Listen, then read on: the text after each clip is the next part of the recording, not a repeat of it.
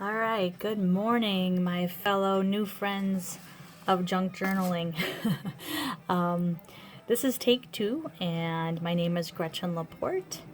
And just talking to some of you guys in the junk journaling groups, my slideshow was a little quick for everybody, so I thought I'd try my hand again at doing the video, just so you can see things a little bit slower, and I can attempt without babbling to tell you some of my tips, tricks, and maybe some of the things I discovered.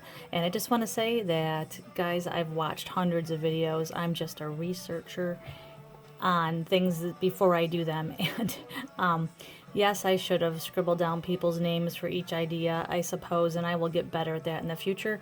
But please don't think that I'm taking any of these ideas and claiming them really to be my own. I just have gathered a whole bunch from the videos I've watched and rewatched, and honestly just don't remember where I saw everything. And I know a bunch of you guys have done a lot of variations of these ideas. So this book I chose to do for my own personal reference, as like a personal reference guide, basically, of all the different things I've learned from all of you.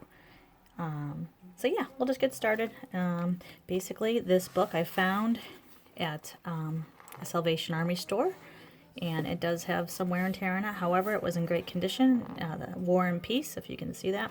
Beautiful, beautiful artwork, and gold embossing already on the front, so didn't really want to change it too much. However, being an artist, and as you know, the way junk journals usually go, I did have to and want to put some things on it to make it my own. So I added lace for her crown. This is from the artist Klimt, and hopefully I'm saying that right.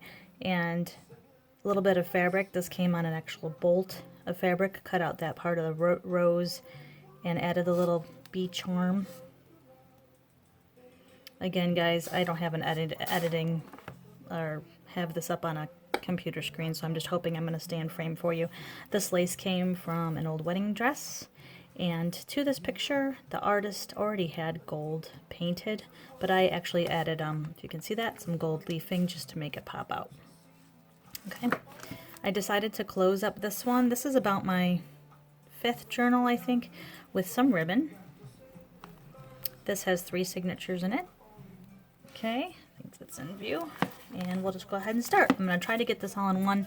The first time I did it, it ended up having the end of it have to be a second video, so hopefully that won't be the case. The one little thing that I do with a lot of my pictures, if I don't do them on, or the printouts that I find on Pinterest, if I don't do them on thick cardstock, I like to give them a quick coating. And I by no means am getting any kind of kickbacks from this company, but I like to use golden gel medium. And the soft gel, you can do it in gloss or matte, but by putting a layer or 2 of that on whatever picture you print out, it just kind of preserves it, and it gives it a little more of a thicker feel. Almost makes it look like a masterpiece canvas as well. So I like that, because I figure if it's going to be getting touched a lot or written on, I don't want it to be super thin, and I don't want the picture to fade too quickly. Okay, just a little note. So this is the front pocket. And throughout this journal, you're going to notice that because it's Art Nouveau style, was my intent.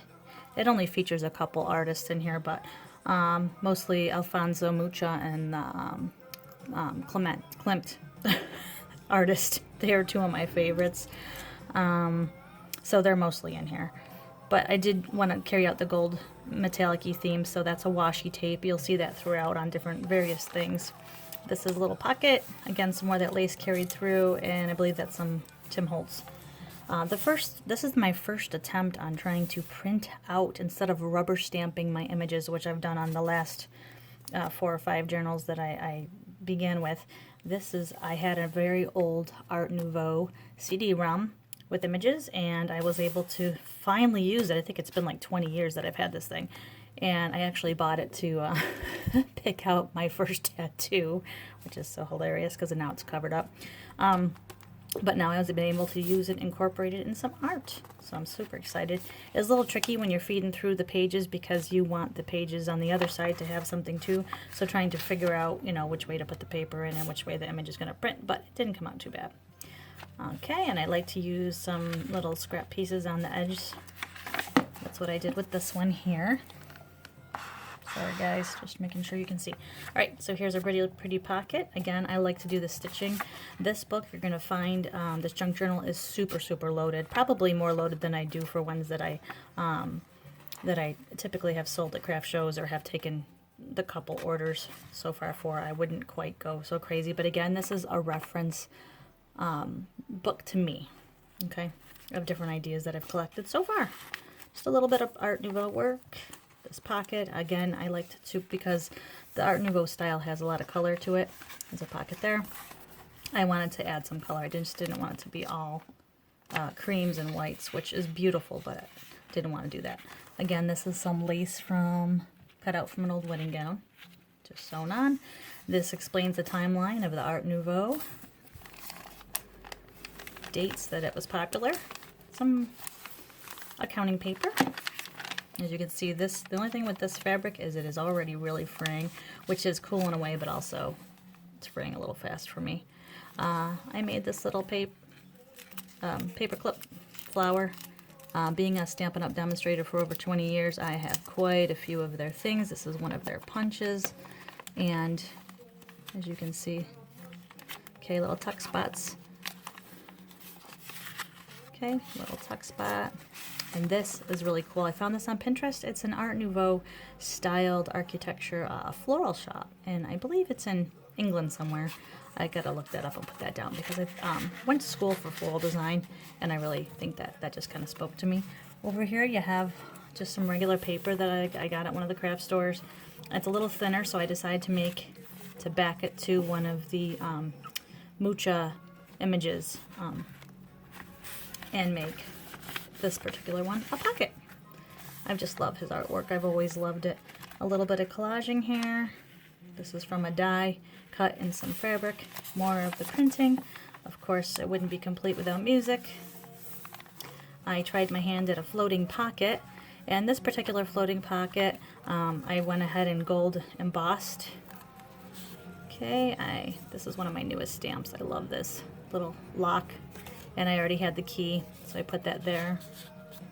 I'm sure I'll add more fibers to this, but this is a doily, coffee stained, and just a little spot to write something small, but I liked the way it looked like an envelope when I was messing around with it.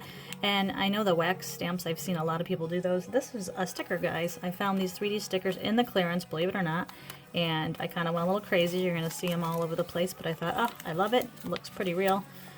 So that's on my floating pocket. You can put that anywhere. And over here, ooh, sorry, I gotta get used to this. Another pocket, and you know, with the Art Nouveau theme, I think of dragonflies a lot, so there's quite a few dragonflies. This little piece of fabric is from a lace skirt I found at a rescue mission, Salvation Army store. I was able on Pinterest to find a bunch of these little images, cut them out to look like stamps. So you got a tuck spot in the front there under the vellum, and then also that's the tuck spot, and the dragonfly kind of ties into the entomology print there. Okay, more spots to journal. I really liked the image of this girl down here. And again, I talked about the first time I did this video about, I saw there was a lot of questions about coffee dyeing recently, and why does it take so long, and is there a better way?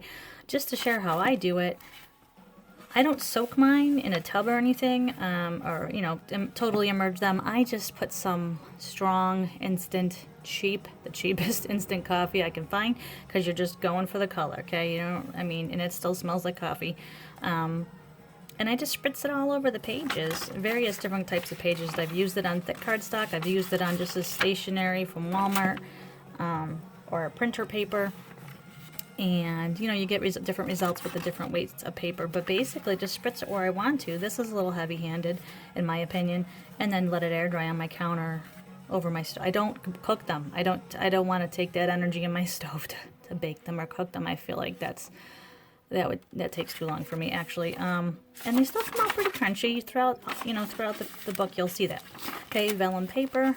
I love that. This one I didn't even dye at all, because sometimes I like the pop of white on something just to change it up a bit. Okay, a little picture. Just the rubber stamps I've had throughout the years I've collected. And no, that one is not Stampin' Up, guys. Customer order form sheet from a really old book, The French Revolution. I thought that fit pretty well. And the way I put this in is, you'll be able to see it on the flip side, but because I wanted the page to go this way and I didn't want to fold it in half and have it in like that and only be able to see part of it, I wanted it to go vertically. I sewed some ribbon to it, and then that just gave it a little bit of an extra spot to sew it into the rest of the pages. This is the middle of the first signature. I love this because I was able to find young pictures of Mucha, the artist that I'm featuring, one of them, and here's his artwork. Again, put that golden gel medium on there, preserves the picture, you know, and I did distress it. Oh, and there's a little information about him. English and French. Czech Art Nouveau painter. For those of you, I love him. I love his stuff. And this is a picture of him working in his studio. Very cool, right? And of course, a lot of us have done this before. Got a new punch, had to try it out.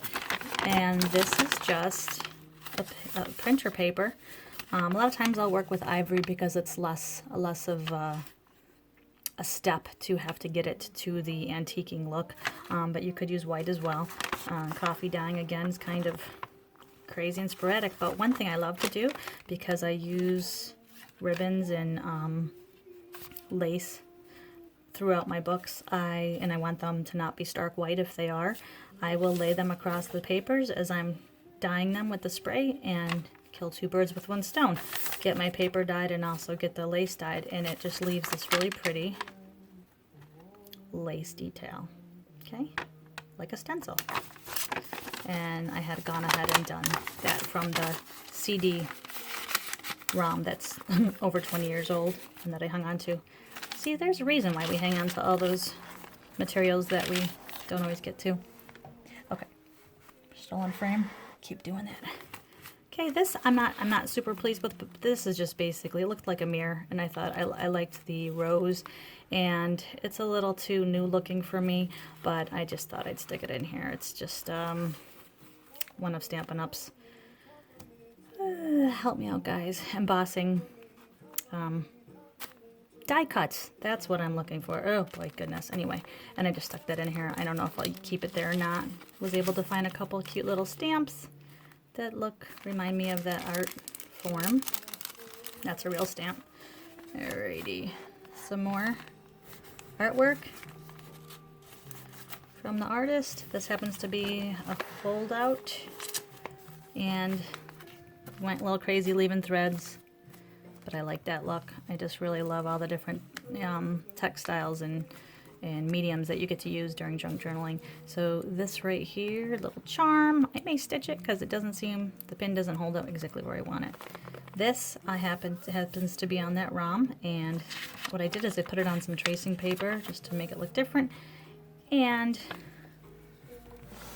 give me more journaling space. Did that, and then the tuck spots are here. And also, you can tuck another little thing up there if you wanted to. Good samples of Art Nouveau. And over here, I just have, again, the vellum, layered a couple things of lace, and this was actually a mistake. She came out on the wrong side, and so I punched and added the vellum and just folded it silly, you know, kind of weird, but it obviously lends itself to be more journaling space. And I love faces. You're going to see a lot of faces. That's just one thing I gravitate towards in the art world. More music. Okay. That's the other side of the Art Nouveau timeline. Okay. Started in 1859, it says here. Although I've seen a couple different dates, guys, so I don't know how accurate this is. And then ended in 1910. And I don't know if that's correct or not, but that's what this little thing says that I found on Pinterest. Again, punch the sides, added a little lace, another pocket. And this, you've seen this done a bunch of times, but this is a really old page from a book. The Black Rose was the title. And because I wanted to make it a secret journaling spot again, you know, I just went ahead and added some of my other coffee dyed paper. There's another example of the pretty lace that I laid down, spritzed my coffee. And you don't even have to wait till it dries. As long as you're not really sloppy with it, you just spritz it. Once you see that it's, give it a couple, you know, second or two, I pull the lace right up and use it again on another piece of paper and just keep going. Okay, another one of those little wax look-alike stickers. And of course I just found some really neat Art Nouveau sketches, distressed it, ripped it, did your little inking on the edges. Went in and coffee dyed it probably a second and third time just to make it look. Can use that as a journaling spot in the back, but I just love that. Some trim. And all these, I know I repeated these throughout the 3 signatures, just kind of randomly. Your pocket out of an old dictionary page. And this is Clint. I love him. I have that a larger photo of that hanging in my bedroom. And then this happened to be really cool, an old printout on Pinterest of Mucha when he was older. I just thought that was really cool. And just a mistake, guys. This could have been another tuck spot. Of course it could have, but I stuck it down. I put tape on there, double-sided tape, so, you know, you live and learn, but that's what happens. This also is a pocket. Okay. And over here, some lace, some more of his